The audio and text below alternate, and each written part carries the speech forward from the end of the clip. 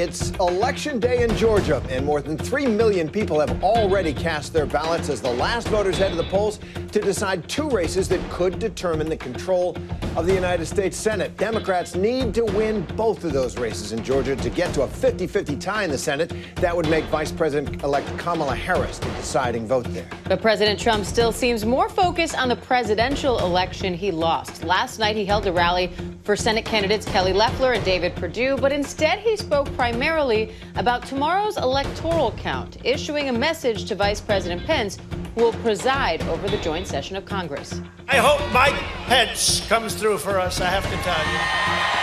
I hope that our great vice president comes through for us. He's a great guy. Of course, if he doesn't come through, I won't like him quite as much.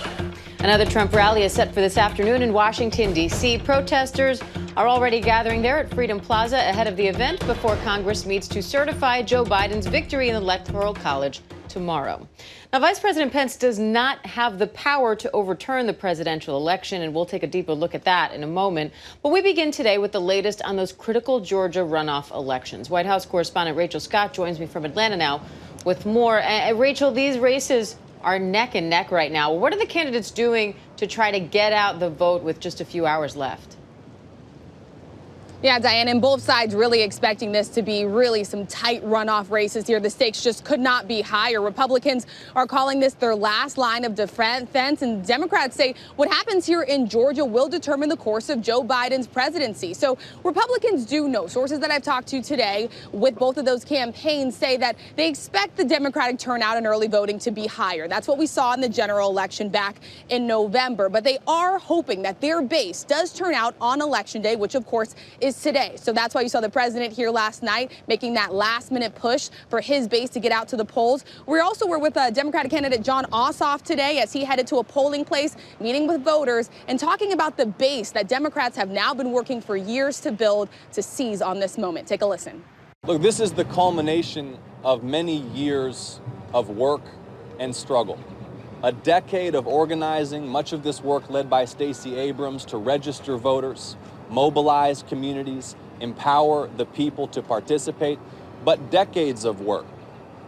That is the tradition of John Lewis, the tradition of civil rights activism, the tradition of expansion of voting rights and equal justice for all that Georgia Democrats are carrying forward right now.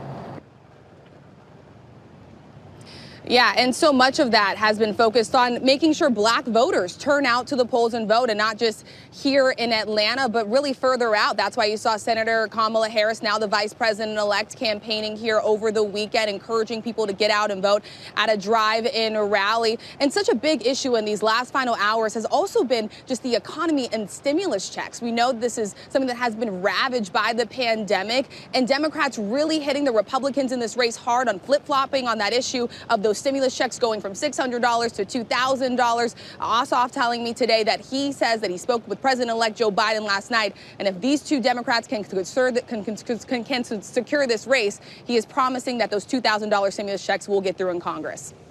Hey, Rachel, it's Tara. You've been on the ground there in Georgia reporting there. What's the feel? What are you hearing from voters?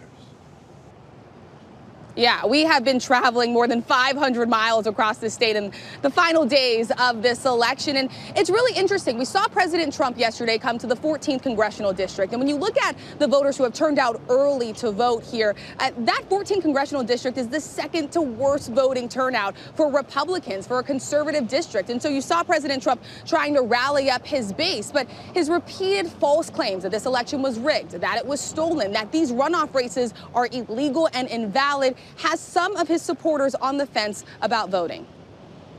Georgia's election officials have been speaking publicly in the last few days, debunking false claims and trying to shore up confidence in the election process. Have you heard of any issues at polling places so far today? And we know President Trump, Diane, did tweet today about an issue he did claim. The Secretary of State, that office firing back, saying that there has really been a few issues. None of the voting has stopped here. The waiting times at all of these polling locations have been minimal. And so they're saying that everything is going smoothly so far, so good. Hi, everyone. George Stephanopoulos here. Thanks for checking out the ABC News YouTube channel. If you'd like to get more videos, show highlights, and watch live event coverage, click on the right over here to subscribe to our channel. And don't forget to download the ABC News app for breaking news alerts. Thanks for watching.